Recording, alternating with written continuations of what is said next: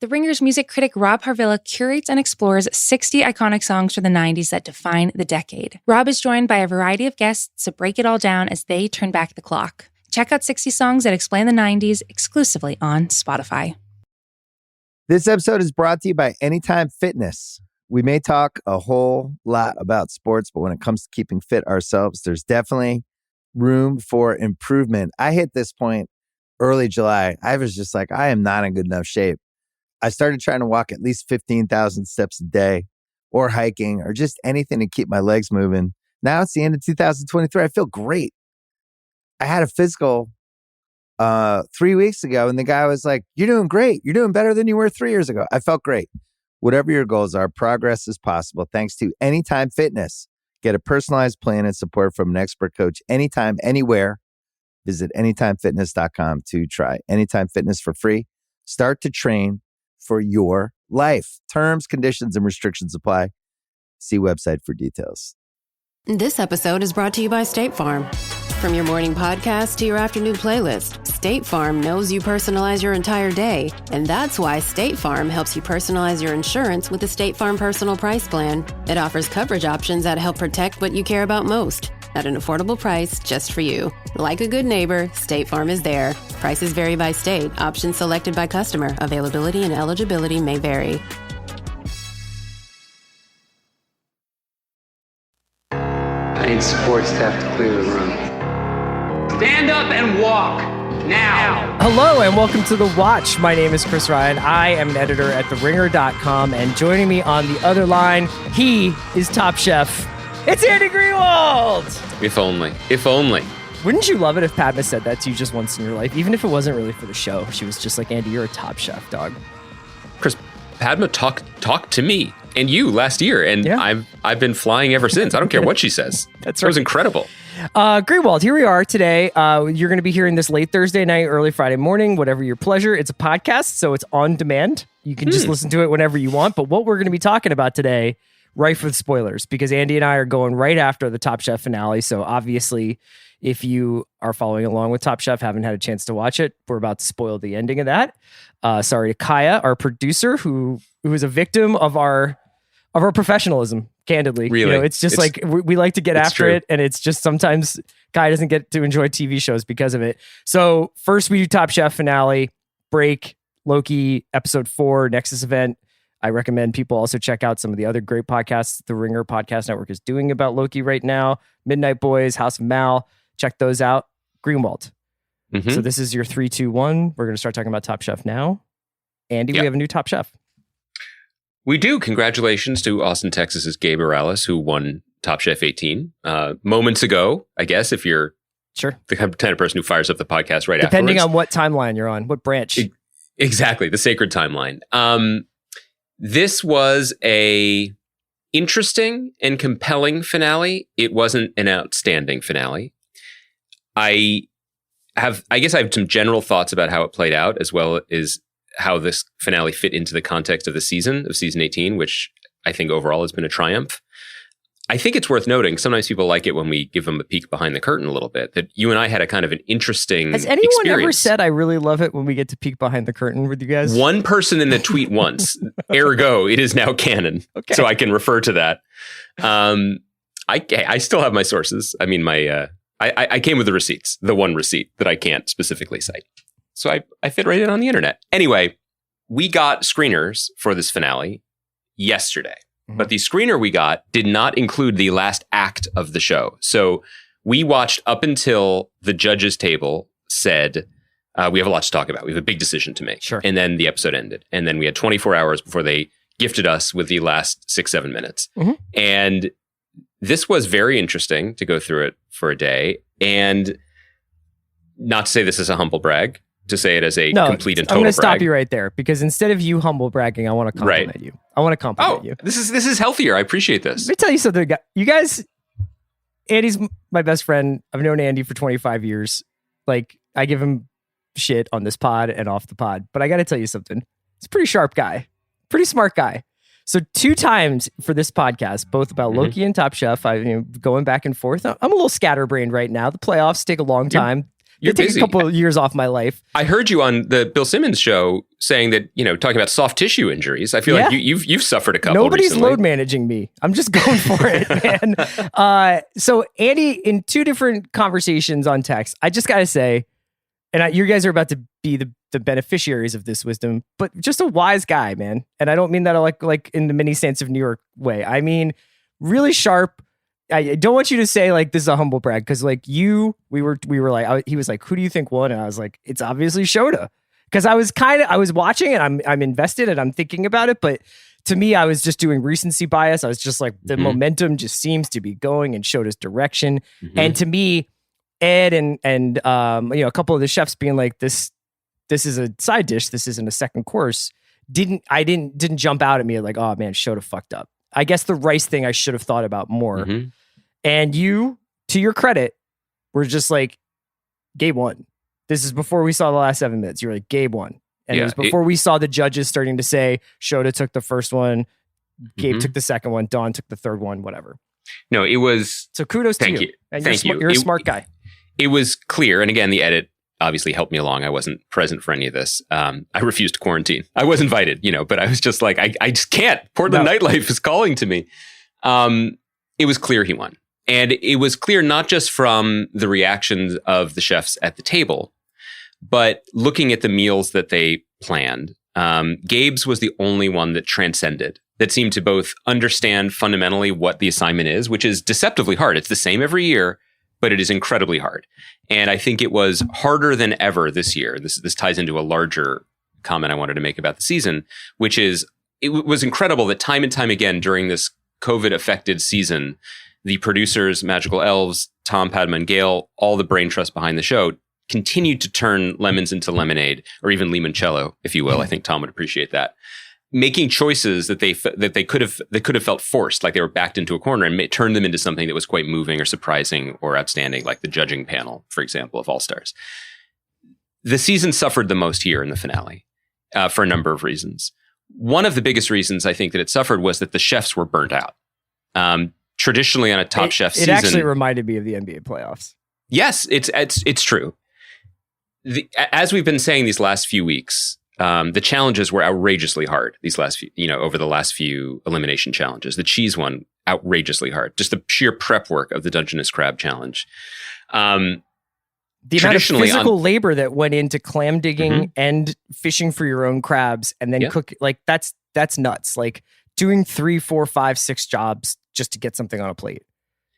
And traditionally on Top Chef seasons, they finish filming the regular season and then they shut down production. And then 1 to 3 months later, they ramp up production again at the finale site. Which is sometimes not the same as the host city. Generally, it's in a different country or somewhere like a resort exciting. Somewhere, yeah. And then, the final challenges usually take advantage of the new locale, the marketplaces, what have you. Obviously, they couldn't do any of that this year. So it ran right up to the end. So yeah, I think fundamentally they were burnt. They were also robbed of the chance to get any perspective on what they've learned, what they've accomplished, where they are as chefs. It was really just like, okay, it's Thursday. Okay, here's my dream meal. And you could see that very, very clearly in Shota and Dawn's struggles. We can speak more specifically about her in a minute, but Dawn was plagued by the same problems that she's had throughout. She did not have a moment to pause, collect herself, and sort of not pre-plan, which she didn't do a ton of, but replan and be like, I'm taking this advice in. I'm not just nodding. Shota absolutely peaked in the last 3 weeks, where suddenly he realized that these chefs were open to extremely complex yet subtle Japanese techniques. And Gail was like, please keep giving us this. And I think that he had not cooked that way. I don't even think he cooked that way in his restaurants, the one he keeps talking about closing, which I think were much more casual. He got to this finale having shown us incredible things and was like, now I'm going to do something completely different and just be a sort of soulful izakaya chef and do a tribute to my mom. Oh, and P.S. I boofed the rice. But it started off, I think the larger issue, though, and this was when I started getting nervous during the judging, was that they were starting to give one dish to this person and one, like Shota gets one and Dawn gets one. And I was like, what do you guys are talking about progression. These are all supposed to interlock. So the majesty of Shota's sashimi course that he served first that was great. But then, as everybody pointed out, the second course felt more of a side dish. And then the third course felt like it was part of a different menu. It's so weird. And I should clarify by saying this. Like, one of the things that I love about Japanese cuisine, about many people love about Japanese cuisine, is it is so specialized and diverse. You can't just say Japanese cuisine. Sure. There's sushi chef, there's kaiseki chef, there's many styles and traditions. And that said, Shota up to this point has proven himself to be wildly adept at not just the classics, but pretty intricate levels of seasonal Japanese cooking. I thought that he would, at least, even if he wasn't trained in kaiseki, which is the traditional seasonal Kyoto-based, like, all of these courses speak to each other in a rhythm, and they begin with it. There's an order to it. I mean, there's a fried course, there's a stewed course. Right. I thought that he would pull from that, but weirdly, it felt as if he had the sense about him, like, well, I've achieved this level of like transcendent daikon radishry, and now it's time to just be more myself. It you know what it sounded like? It just was not coherent. Perhaps he was a victim of watching Top Chef. There have been times on Top Chef where I can sense the judges getting a little bit bored with someone's execution or someone's thing, the thing that they do. I remember, like multiple times it's been like, oh, another pasta, of course. Like with you, it's always pasta or whatever. And I felt like he spooked himself, even though I don't feel like I got that at all from any of the judges. I didn't get the sense at all that they were like, we're really tired of Shota cooking at a fucking elite level, no one and making these foods in a way that only he can make them. Nobody ever was like resistant to that. And that was where I thought Shota and Gabe got separated. It was like Gabe achieved, self-actualization, chef actualization. Yes, he did. This is what I do really well. And just to use an NBA comparison, because I always say this, it's like, because I've been talking about this a lot throughout the course of the playoffs.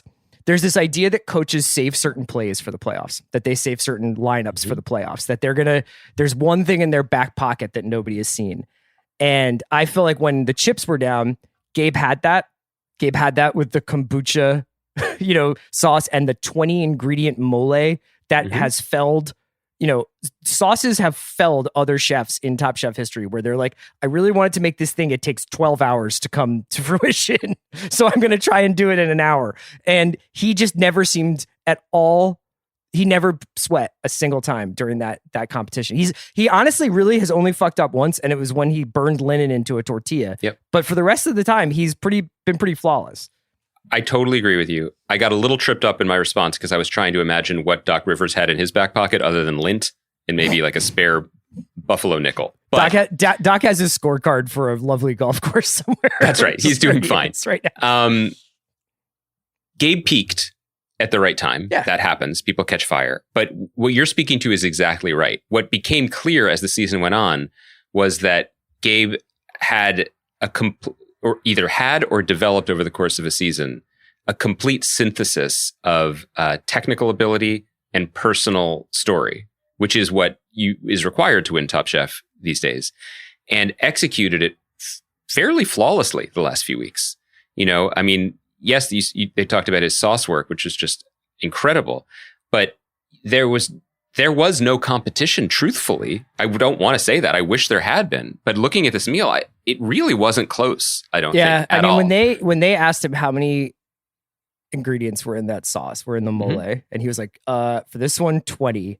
The Blaze and Colicchio's faces were like in awe. And this is one of those moles that where I mean, we got to see it, but like you burn tortillas and use the ash as a flavor component in it. I mean, it's awesome. Let me just say that the complexity and beauty of Mexican cooking, and certainly regional Mexican cooking, because Gabe's family and a lot of his recipes come from the Yucatan, which is, completely distinct from Sonora or, Sinaloa or any other Mexican state, even ones that don't begin with S.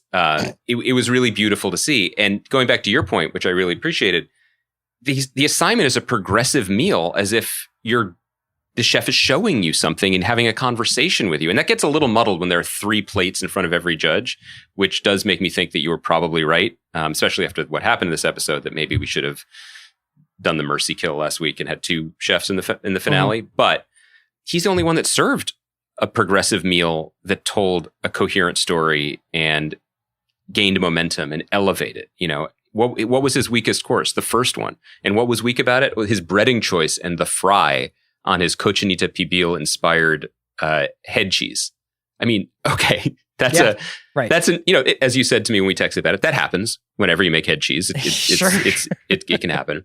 But that was remarkable. And I also think it's worth noting. Yeah, I can't tell you how many pig's heads I have in my trash can right now, just from failed experiments that I've been doing today on a Thursday. Yeah. You got to. I mean, the temperature's, 99 here in LA. That's right. It's pig head season, baby. It was kind of lovely that Maria was his sous chef. It wasn't set up that way necessarily, but the fact that two Mexican-American chefs were in such beautiful harmony working on this meal was really wonderful to see. And I also do want to give Gabe a lot of credit for, at the very end, saying not only what it meant to be the first Mexican-American top chef, but that, the still often unsaid reality that most food cooked in restaurants or in professional settings in America, I think, is cooked by people of Mexican or Latin American heritage. And so, it's incredibly important for this moment to have happened. Anyway, all of this though is kind of saying is covering over the fact that I think that it was not a particularly dramatic, right, or exciting finale. Part of it is because honestly, in Top Chef, finales never are, because there aren't challenges other than yourself. Right. And I think there have been Top Chef finales that have been longer. Like they've sometimes done 2-parters where, somebody goes home and then there's the final cook, or there's some added element. Obviously, you've referenced previously the Iron Chef-y one, Brooke debacle in Kristen, Seattle, or not even a debacle, but just like that twist. I think that there was like a feint towards that, although obviously they weren't going to have to cook against any of those people. Can we just mention that? Yeah, so this is like awesome. They come home from their day of shopping. They're all shook, completely shook. Like they obviously all are like all nerves. Not just shopping, they're a 6-hour day of prepping. And they walk in the door, the 3 chefs, and a dozen of the greatest chefs to ever be on Top Chef, and some of the greatest chefs in the country are standing in their kitchen. And Dale makes a joke about how like there's another challenge, you guys have to pick one of us to cook against and the loser goes home or something. And then obviously they make a family style meal for them. But wait. So Dale has now officially revealed himself as that guy, because that wasn't funny. You know what I mean? Like, did you see Dawn's face? No, she was fucking petrified. Horrified. Yeah. And I kind of feel like I would love to just have all of those judges in a confessional and just go one by one and be like, you said it was a bad idea, didn't you? Like, and he did it anyway. Like, which of you actually thought that was cool? I did think my guess is the number is low. That meal was lovely. I want to talk to you about the components of that meal, which like just honestly, if I had eaten even like a rational amount of that food the night before, which I would not have been able to keep it rational, I would have just been like, we're going to just cram as much of this into me as we can and see what happens. I would not be able to cook my Top Chef finale the next day. So like, I would just be like pure duck and bone marrow floating through the ether. Well, yeah, I'm right there with you. There are many reasons why I could never successfully compete or appear. Pile of beef. It was like a pile of bones and bone marrow with like beef dressing, medallions.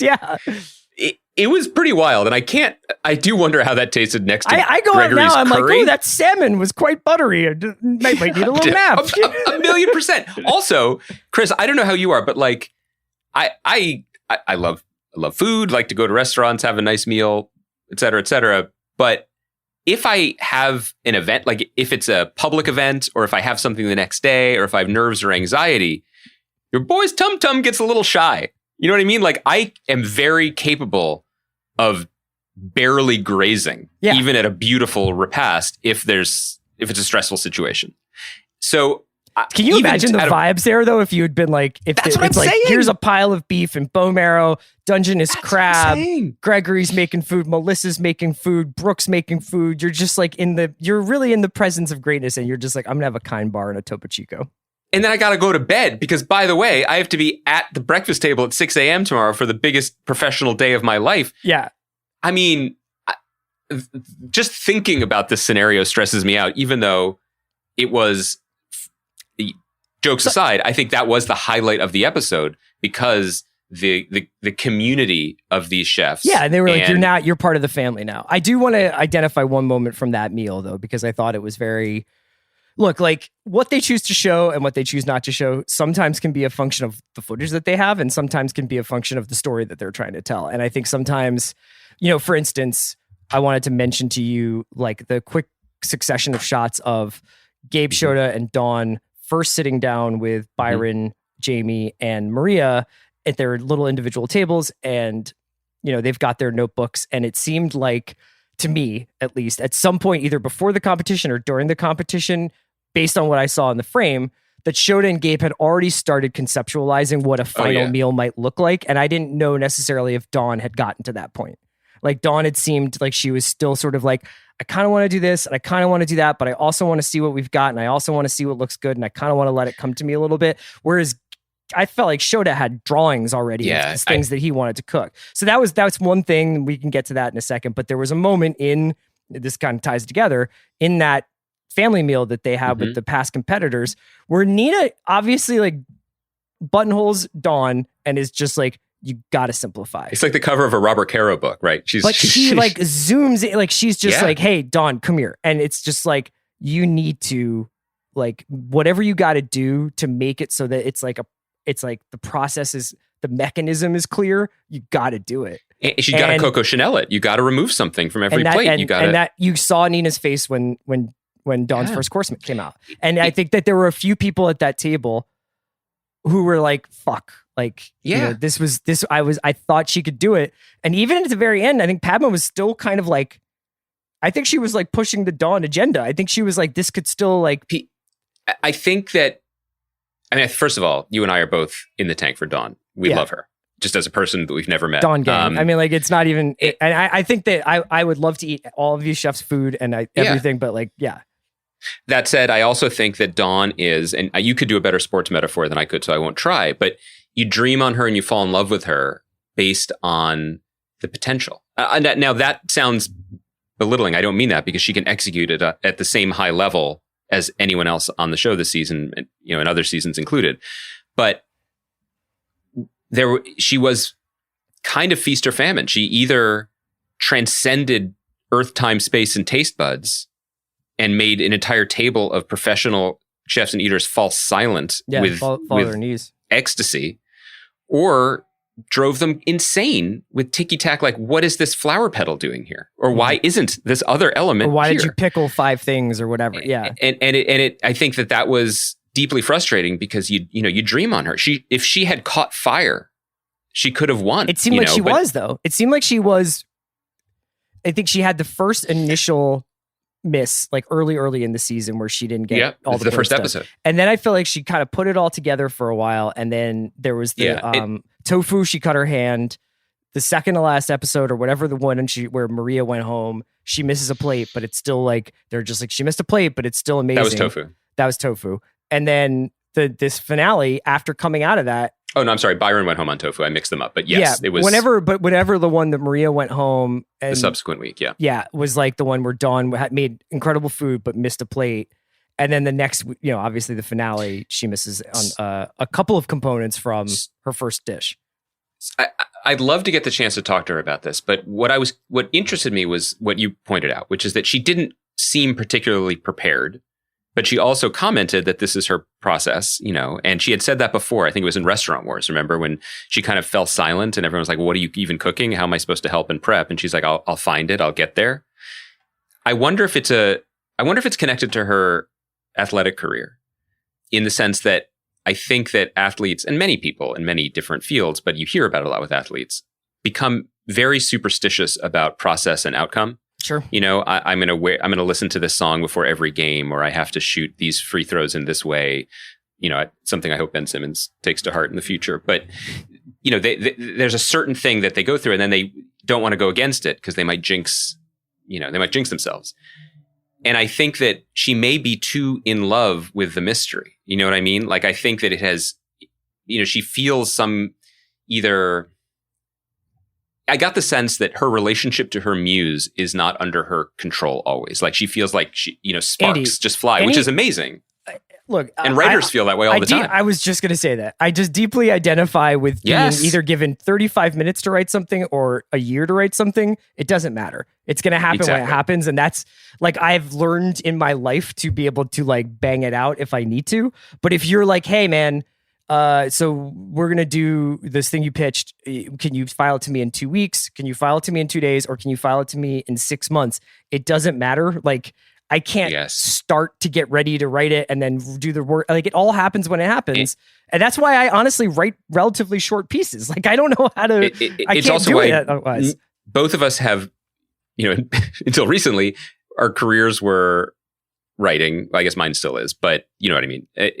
Writing on deadlines and things. Yeah. And I don't think either of us could compete on Top Blogger because there's a professionalization or a standardization that is part of it. And I think that's one of the reasons why Top Chef is so interesting, because it does champion and celebrate that creative piece of it, the artistic piece of it, but it is also deeply connected to the very, the argument that Tony Bourdain used to make too, which is that he's not a chef, he's a cook. And there's a difference. And being a cook means you just have to execute bang, bang, bang, bang, bang, the same way every time in a certain amount of time. And Dawn obviously is a successful restaurant cook. I don't mean to imply otherwise, but there was a time management thing and a strategic thing. And I think that, ultimately, I think Gabe won not just for his artistry, but because he was like, it's going to be a push to execute these crab fat tortillas, but I'm going to do it. And he did it, except for the linen burning incident, which wasn't a time thing. But I wonder whether or not he took what he learned from that crab fat tortilla incident and was like, here's how I'm going to make sure that doesn't happen the next week. You know what I mean? Like, I wonder, and ultimately, if you watch the episode and then you go back to the beginning and watch through it again, the signs are there. Like even Maria is with Gabe, and when Gabe is like, we're going to do delicata squash with Mexican cane sugar and a what was it? That's basically a coffee ice cream that he made, right? Yeah, a Cafe Mexicano, right? So and I don't know if it was like, there's Cafe de Olla, which is a Mexican preparation of coffee that has a little cinnamon in it. I don't know if that's what he was going for, but either way, it was essentially a coffee ice cream. You can just hook me up to an IV of whatever it was that he made there, because it looked amazing. And also you could, I almost feel like if you go back, you can kind of see Maria be like, wow, this dude's on another level right now. Yeah. Like, 1,000,000%. And I think that it's also worth saying again that just in terms of what they were showing us and what food was being centered and celebrated, like, what a great season of Top Chef. Great job by the producers. Great job by these chefs, because even in this finale, each of them did something with flavor, with presentation, and with preparation that didn't just blow the judges' minds because they hadn't experienced that before. It centered, a food way or a culture or a food heritage that traditionally hadn't been centered. And, you think about Dawn putting yam in the dessert, which is a traditional African and then African-American ingredient, or Gabe using tepache. I mean, he called it a kombucha, but a fermented pineapple drink, or using squash in his dessert, or the way Shota did a Japanese curry, and his beef tongue technique, which everyone dropped everyone's jaw. And he's like, oh no, well, this is just simple how we do it. It's like, oh, that's simple? Right. You hand skin a beef tongue, lightly fry it, and then cook it in the oven overnight? Yeah. Great. Normal. Very simple. What other things should we hit from this episode? I think I would only just echo what you've said, which is that I understand, like, there's usually an element of the finale where the chefs' families are on hand when the judgment is given. They obviously, like you said, they get to go home, they get to gain some perspective. There's like a moment to sit with it and think about it. It's kind of cool when they come back and you're like, oh, look, the person's hair's changed, or they've done like something else. Like, that stuff is all neat. I did get the feeling like it was almost like the bubble playoffs, like where they were just like, these are the three people that we got to the end of this thing. And, you could just tell with them just being like, 4 courses, do your best, you can go shopping. Like there was no anything, the Willamette stuff, like all the local produce, like I get it. Like it was all there and it was all like in the background of it. But I just did feel like there was sort of a lack of pomp and circumstance for very, very understandable reasons. I also want to just, in terms of the season, a total triumph. Kudos to everyone involved in pulling this off. It must have been incredibly difficult and challenging for any number of reasons, let alone the quarantine. But I loved the all-star judging panel.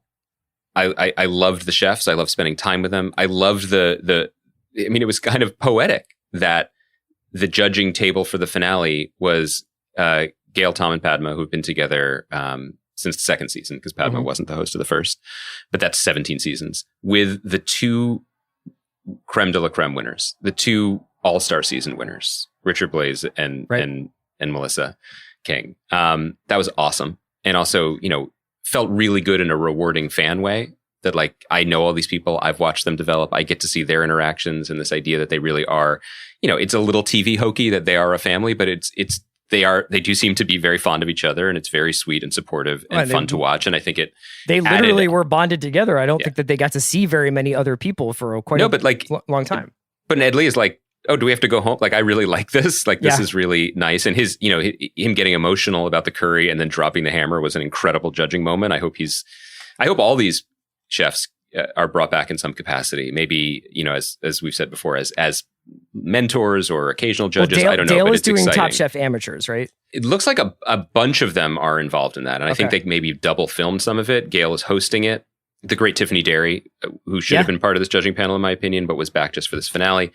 And, I just think it bears mentioning again that, like, a year or 2 years ago, and then I think in the All-Star season, we were talking about Chef Eric from Washington, who was really bringing African ingredients to Top Chef in a way they'd never been done before. And the show was open to it, but there were moments when it was clearly learning and educating itself, like so many people and institutions have been, where it's like his season, like he walked so this season could run in a lot of ways, because of this season, you have a more diverse and educated judging panel being like, well, this fufu is off, as opposed to being like, explain to me what fufu is. And the power of Eric in his season is absolutely significant. But I think that it's in some ways pales next to the significance of this. You were talking about that sitting around the table scene. It's not just Kwame as a black chef in that room. It's Kwame and Gregory and Nina and Tiffany and Dawn, and so you just see this panoply of cultural experiences and diversity in a really wonderful and exciting, and it's a TV cooking show, but it has been a pretty effective barometer of not necessarily culture in America, but food culture in America. And I find it incredibly important, is a heavy word, but I find it incredibly affirming. I went out to dinner last night, and I just gotta say, love restaurants. And it was great to see, I kind of had thought, wouldn't it be great to have a Top Chef the way I kind of felt last spring when it was on for Los Angeles? And it was kind of like a warm blanket as everything was shutting down. And it was kind of poetic that this show came out, albeit one that felt like it was from a slightly other time, because obviously the precautions were a little bit more stringent. But I was like, what a great, grace note for, like, hopefully the end of some era here, maybe a rebirth for the restaurant industry, maybe like a coming back out into the world and going back out to dinner and going back out and tasting this incredible food. I forgot how much butter is used in restaurant cooking. Yes, and salt. It really can, when you reach a certain podcasting age, it can really tip the scales in a lot of ways. That first bite, you're just like, I'm in Train Spotting, but then like the second bite, you're like, I'm the baby crawling on the ceiling. 80% butter, my man. Yeah. But I just wanted to kind of echo what you were saying, which is that it was very moving to have this show kind of at the bookends of our time, at least strictly indoors. Obviously we're not like completely in the clear yet or anything, but yeah. I love the show. I thought it was a triumphant season. I love getting to talk about it. Thanks to our listeners for coming along with us on this journey. We try to be, new critics, as it were, and we're just judging the text, and we're watching the show, and we're loving the show. I do think we'd be remiss if we didn't note we're recording this on Thursday before the show is aired. We have no idea what sort of coverage this episode will get or the winner will receive, but we are aware that there was a report in Eater about Gabe losing his job in Austin in December when he had, I guess, finished filming Top Chef and returned to El Comedor, a restaurant where he was not the owner, but he was the head chef and got a lot of acclaim from it. for unspecified reasons, but violations of some kind. A few months later, it was announced he will be opening his own restaurant in Austin later this year or early next year. That is the information we have. Yeah. The exact quote was Orales. This is from the Eater piece. Orales had to leave because of, quote, repeated violations of our policies and for behavior in conflict with our values. Yeah, I mean, that's all we know. So, like you said, there's very little information, verifiable information out there, and we're just kind of like repeating that because I think it will come up. So it's worth noting. And that's all we know. That's all the sort of verifiable information that's out there right now. So we'll leave it at that. This episode is brought to you by Mint Mobile. New Year's resolutions are fun the first couple of weeks. Then you kind of maybe conveniently forget about them halfway through January. No shame. It happens to us all. But this year I have a foolproof plan, at least when it comes to saving money. Just switch to Mint Mobile and you're done. Goal accomplished, because for a limited time, their wireless plans are $15 a month when you buy a 3-month plan. The great thing about Mint Mobile is there's no jaw-dropping monthly bills or unexpected overages, and all plans come with unlimited talk and text. Get this new customer offer today at mintmobile.com/watch. Additional taxes, fees, and restrictions apply. See Mint Mobile for details. All right, Andy, we're back. We're going to do the 4th episode of Loki. You had something else you wanted to hit first, though. I did. I just wanted to bring up one quick thing. I assume listeners of The Watch and the strong and growing army of CR heads are already aware of this, but in case anyone isn't, earlier this week on the esteemed Ringer podcast, The Big Picture, you and our buddy Sean Fennessy hosted your buddy Quentin Tarantino for like the 3rd time you've had him on a podcast, although those were he did rewatchables. 3 rewatchables. One he did Unstoppable, Dunkirk, and King of New York with combinations of me, Bill, and Sean. And then he just revisited. He came back for The Big Picture, and we talked about the novelization of his film Once Upon a Time in Hollywood. And this is incredible. And I tweeted this, but I just want to say it again. Like, you and I and Sean, we've known each other for a long time, and we've had some great times, great experiences. A lot of like, is this real life? Talking to our heroes, and having people on the podcast or whatever. For some reason, this one just makes me crazy. I just love it so much. Just seems so improbable, and it's so awesome, and it's a great listen.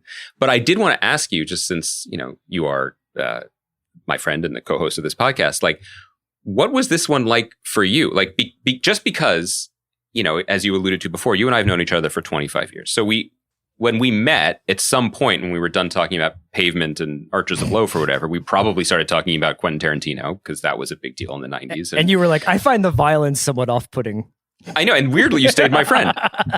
That take developed later. This is like Jackie Brown era. Yeah. And I was like, and now you're just chatting with him about movies for 2 hours on a podcast. I guess I wanted to ask you what that feels like, but also if it's changed your relationship to his art, to his movies, now that you really have seen him tick up close. Not that he's ever been a closed book.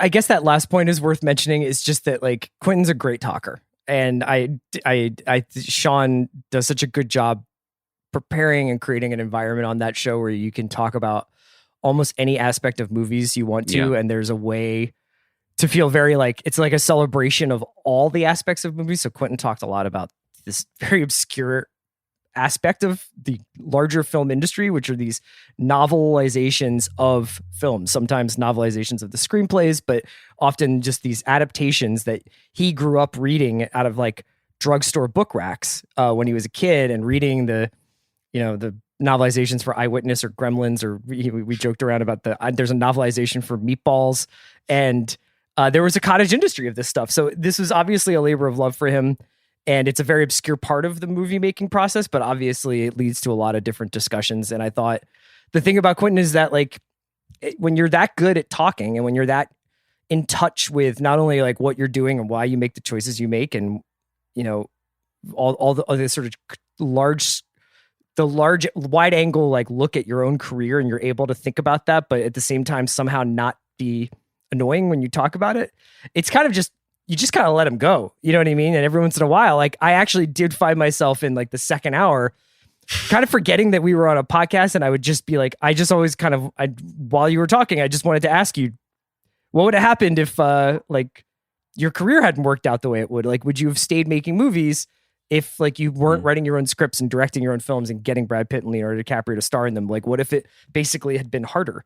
And he had an answer for that. He has an answer for basically everything, and really thoughtful. And by the way, if you liked, and most people loved Once Upon a Time in Hollywood, the book is awesome. The book is a blast. It's very much written in the sort of Elmore Leonard vernacular. It's really propulsive. It's a quick read. It's a mass market paperback that you can put in your back pocket.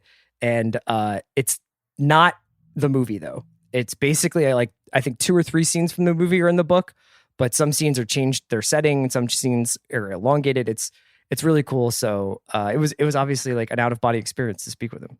Which, by the way, is a tradition of those books. I remember picking up some of them from like, I don't know whether it was Karate Kid or Star Wars or whatever, and then reading something that wasn't in the movie. And as a kid, this is before the multiverse, gang. It had that same kind of head expanding, like, wait, there's another version of this? I think there's the more to novelizations were this? instrumental in the creation of like the extended Star Wars fandom. Because like ultimately, the ones that were... For a long time, we just had those 3 movies. You know what I mean? Like there was... So that the board games and the toys and the novelizations really did fill in a lot of that blank space. It's really cool. And it's particularly, I found it, first of all, you guys were great. And you're right about Sean runs a great shop, legitimately. Like he is so prepared, and it's a very friendly room, but it's a very focused room when Sean is interviewing. And I respect it so much. And especially when you hear him able to gently and in a friendly way corral someone who could just trample over everything and could just talk about anything in any direction at any time, and to keep focus on that is amazing. But yeah, I also kind of have been digging this Tarantino media tour because he's a 57 or soon to be 58-year-old guy, new dad, but also just kind of. Did you hear the part about his kid watching Despicable Me Too? No. It's great. I would love to hear your thoughts from Daddington Island on Quentin and his 15-month-old son watching Despicable Me 2 over the course of Well, I already week. have concerns because I listened to, it's Tarantino Overdose over here because I listened to him on Marin as well. And he, this is not new information, but he does talk about like seeing Deliverance when he was 8 years old. Yes. And knowing that they weren't being nice to Ned Beatty. But he wasn't exactly sure what was going on. So, it all begins to answer itself. But anyway, it's a great listen. And that was so cool that you guys got to do that. I love it. So speaking of things I loved. Yeah. Let's pivot to the 4th episode of the Marvel Disney television program. I'm Loki. just throwing up an alley-oop for you, DeAndre Ayton, because I feel like you want to flush this one home. Go ahead. Well, this, to my mind, this was the first great hour of television Marvel has produced. I thought it was fantastic. And I thought it was fantastic for a number of reasons, some of which we've touched on over the preceding few weeks. I just thought that the performances were delightful across the board. I think the production design and direction of the show is really strong and compelling. But more than anything else, it was an excellent standalone episode that had a lot of highs and lows and surprises and twists. It also was what I like best about episodic TV, which is something that I think all of these IP-driven big franchise stuff has struggled with, which is pacing. And this, so far, has been expertly done. There were slower beats, obviously, in some of the other weeks. The last week's episode was kind of the, almost legitimately the Before Sunrise homage, where it was just kind of a two-hander, a talky episode. People walking and talking, yeah. All of the emotion and character work that was done was able to be paid off here in a lot of surprising ways, and in subtle ways. If you think about like the Mobius, Owen Wilson, and Ravonna, I did not know her name until I read it in Sepinwall's recap, the Gugu and Mbatha Raw characters' relationship. Like, how much screen time have they actually had across 4 hours? 6 minutes? Yeah. Maybe. But this is what I kind of wanted to drill down on. Those 6 to 10 minutes were so well chosen and so well curated and well executed that the turn, the heartbreak of this friendship being revealed to be based on, mistruths or lies or betrayal lands. That's really hard to do, to plant those seeds so that it pays off later. And the thing that I said to you that I'll repeat here that I thought was so impressive was how expertly chosen each scene was. And so this is a little behind the curtain too, but that when you're writing a scene between characters, especially with good characters, it's so fun. Because if you like the characters, and especially if you have great actors and you already know those great actors, like it could go in any direction. I mean, a Loki Mobius scene, how many pages of worthwhile scenes could there be? Right? I mean, it could go in any direction. It would be fun, delightful twists, turns, and surprises. But this is momentum-driven, serialized storytelling. And so each scene can't just be delightful. It has to be a means to an end. And it has to be the best possible version of that scene without fat that communicates the most important things. And in lesser hands, scenes that only aim to deliver the exposition or plot driving content feel as exciting as widgets, right? And there are many shows that, even shows that you and I like, have scenes like that. All shows have scenes like that, but some more than others. And this show, it's not just that it celebrates conversation, it chooses the conversation so well. And that's what really impresses me about Michael Waldron, who wrote the show, and the writing staff he assembled. An example being early in this episode, we are back on Lamentus. In many ways, we've never left, not since, that terrible Game 7. If we're going back for Top Chef Lamentus, that's actually next season. They announced that. Now that would be an incredible elimination where you don't just lose, you get hit by a meteor. You're really on the clock for that one. But we're back there with Sylvie and Loki, and the world is ending. And we understand the stakes, and it's kind of beautiful and sad. And that conversation they have in that moment is maybe Lokis are born to lose.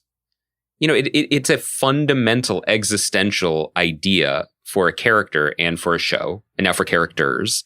And in that moment, it's delivered expertly that not only affects us emotionally and gives us a deeper understanding of these characters and allows them to share that communal moment that also maybe they're in love with each other, which is fascinating and weird. But it also sets up where we're going within this episode, not just within the series as a whole. It's really well done. It's not everything I've just been saying in this long monologue. It's not sexy, but it's just, they did the work, and I really felt it pay off. And for me, that payoff was pleasure. I agree with you. I thought it was the best episode of the season, and arguably, like you said, I don't necessarily have the list in front of me, but probably, if not the best, one of the best episodes that Marvel's done so far. If I had an issue with this series, I was trying to boil it down since last week's episode. I think it has something to do with the character of Loki himself, because if you are, in some ways, I find it more complicated to have, in his case, and there's not many cases like this, a pathological liar as your main character is more difficult than having like an anti-hero or an unlikable person. Because at a certain point, you just sort of lose true north with what a character wants and what a character's doing or what a character is if they're just always going to just lie. And I think that's obviously also driving the characters around Loki crazy at various points throughout the MCU, but especially on this series.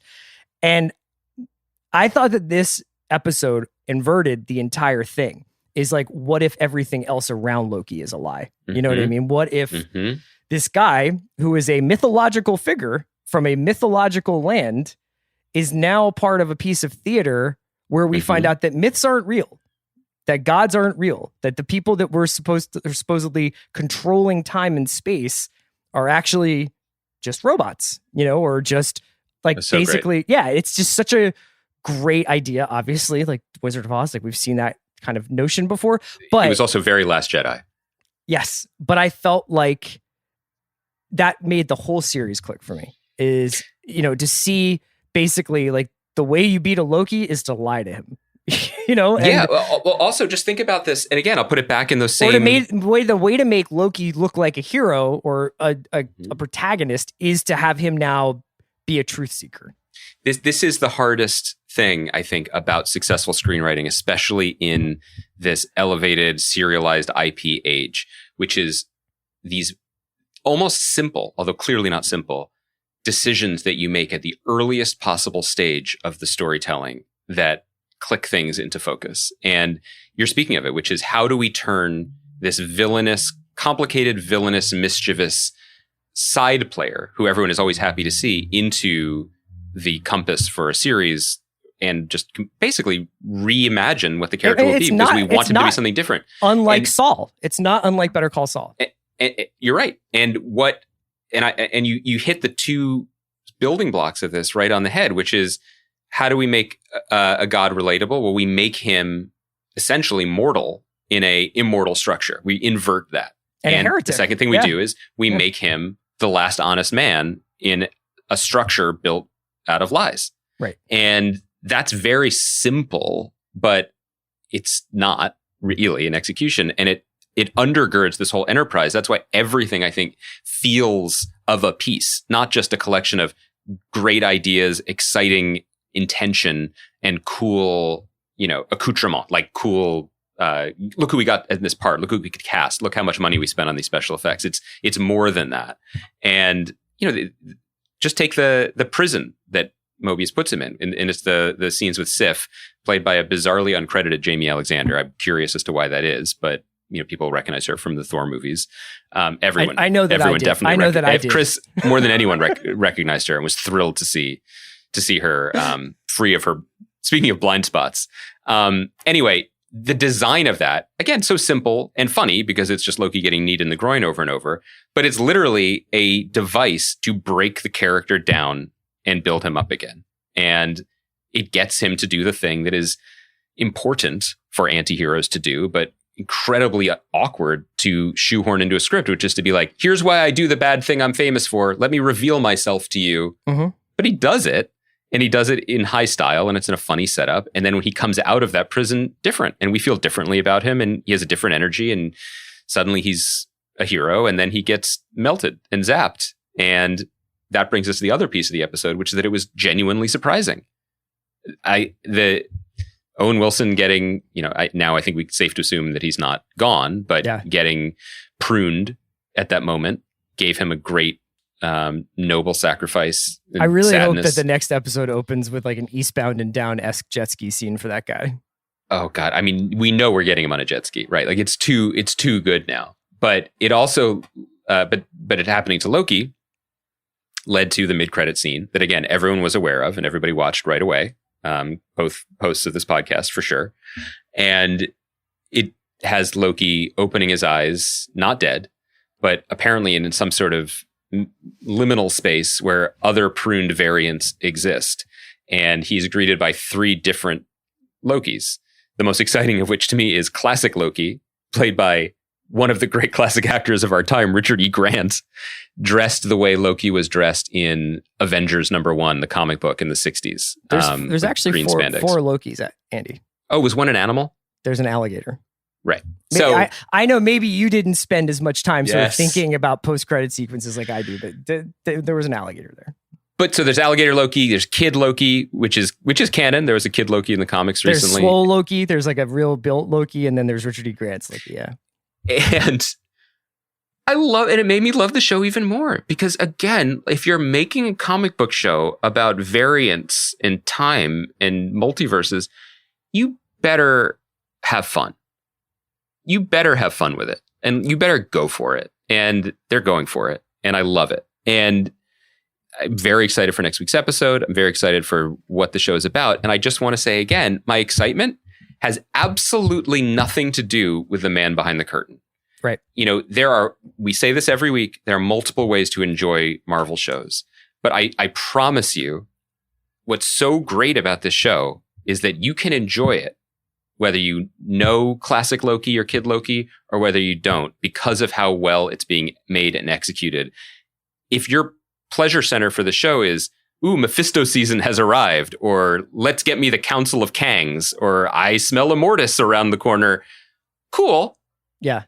But you don't have to do that. I definitely have downshifted in the amount of online reading I'm doing about these shows because I feel like after going through, is Reed Richards going to be outside the tent? You're never getting over that. Like that. Or is the power broker whoever? And now we're here on the third time around, and obviously, I think a lot. If you've just done any reading about this show, like Kang the Conqueror is the sort of looming figure. It's going to be played by Jonathan Majors in the MCU, but allegedly his first appearance is supposed to be in the next Ant-Man movie. So, and when they asked him about being on Loki. He was just basically like, what are you talking about? He might just be pulling a Cumberbatch where he's just like, I swear I'm not Khan, but we'll see. That being said, I think that this show really figured out how to make the most with what it's got. Now, obviously, they looks like $1 billion. I'm not trying to say anything like about like the production quality, but it is a little bit of a chamber piece. Most of the scenes, I was thinking that too. This are week. 2 to 4 people. They're in rooms. They're in hallways. Chamber piece or COVID piece? Well, that might be one of the same. One might go hand in hand. It might be, hey, you know what? We're going to spend all this money on reel-to-reel tape recorders and all this production design and all this set design and this realization of the world. And if that means that we can't have 10 more actors in certain scenes, or that we don't do this X, Y, or Z scene, and, maybe like, did I think that like, are the fight sequences in Loki setting my hair on fire? No, but that's okay. They're pretty easily to get to navigate. Good. Yeah, they're good. They're fine. But yeah, like I think that they're doing a really good job finding the like WandaVision almost felt claustrophobic at times. Falcon and Winter Soldier, I felt like was almost trying too hard to be bad boys and like have a set piece in every episode. This is kind of finding the third way. Have there been any exteriors other than the Roxxon store in the rain in this entire series? Everything else, is soundstage. Lamentus. Lamentus is a soundstage. Lamentus is... You obviously haven't been to Scottsdale in January. Fair. But Lamentus felt like Mandalorian core. Like that was 100% like LED screens. They have the two of them sitting there and then they're projecting stuff for sure. But that's kind of impressive too, that it doesn't... So you think that all the one-on-one scenes are kind of a COVID thing? No, I don't know. I don't know how much shifted. It also could be this is the show they wrote and, it was well suited. I don't know if they had to downgrade stuff. Is this what you thought the show was going to be based on the trailer? I thought it was going to be more like Man from U.N.C.L.E. I did too. And like adventures.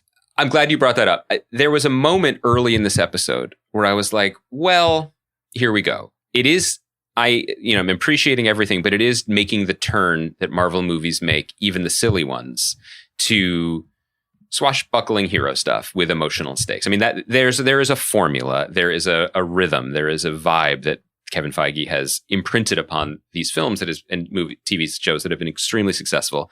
And I was worried. I was starting to lamentus it a little bit because the version I had in my head was a lot more like, goofball office shenanigans of them investigating stuff. But the show's called Loki. It's not called the TVA.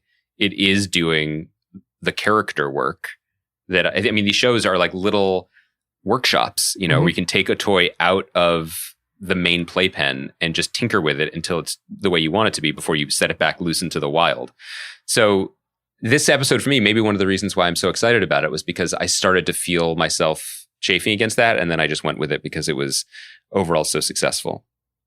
I agree with you. I think that I rewatched the trailer and I was just like, oh, I thought every episode was going to be like Loki on another caper as an agent of the TVA. Mm-hmm. And each week was going to be, maybe we'd have like a Renaissance Fair week, or maybe we'd have like a airplane, like DB Cooper situation like they show. But that's really like, that was just a brief montage. It wasn't obviously to be. What's interesting is there's a pretty cool show in that idea, but still. So what's interesting is that, the way this entire Marvel industry is set up now is that a good idea can spark something else. Sure. That's the Disney model, right? Like literally every stray idea in The Mandalorian was greenlit as a series. It's true. Late last year. That said, the purpose of the show seems to be introduce this omnipotent organization and then tear it down because we can't actually tell stories in a universe that has something this omnipotent. It's fake, it's a setup, and maybe its destruction will either prove that it was always a lie or it lets loose the Miles Moraleses and multiple Doctor Stranges or whatever. But a workplace comedy set in the Marvel universe where Owen Wilson and Pillboy from The Good Place investigate weird moments in the Marvel universe history, take my money. Yeah. It's there for them. I'd much rather watch that than Young Avengers, probably. Well, it depends, Here are my power rankings. Alligator Loki show. Right. Number one. Office comedy with Owen Wilson. Mm-hmm. Just a Catherine Hahn like show. Mm-hmm. And then Young Avengers. My number one is the Richard E. Grant Loki one-man show. Yeah. Like the bitter, I've been wearing Kelly green spandex for 40 years, chain smoking, pouring something into his glass that isn't water, just regaling us with stories about disrespect in Asgard. That's my number one. But that's good. Your mileage may vary. All right. So Andy and I are going to take Monday off for the long weekend. Happy holidays. Yeah, happy holidays to everybody. Happy holidays to our producer, Kai McMullen. Thank you for putting up with us spoiling Top Chef for you. We will be back next Thursday, I imagine. And then we'll do Loki. Maybe we'll do a mailbag. We got a bunch of shows coming up. White Lotus is coming up. There's a few things. We may not always be on the show together in the next couple of weeks because Andy and I are both going on vacations at various points in this summer. But, you know, we still love each other and we still love you guys. So we're going clamming. We're going clamming. Right. Thanks for listening, and we'll see you next week. Happy 4th of July, Baranskis.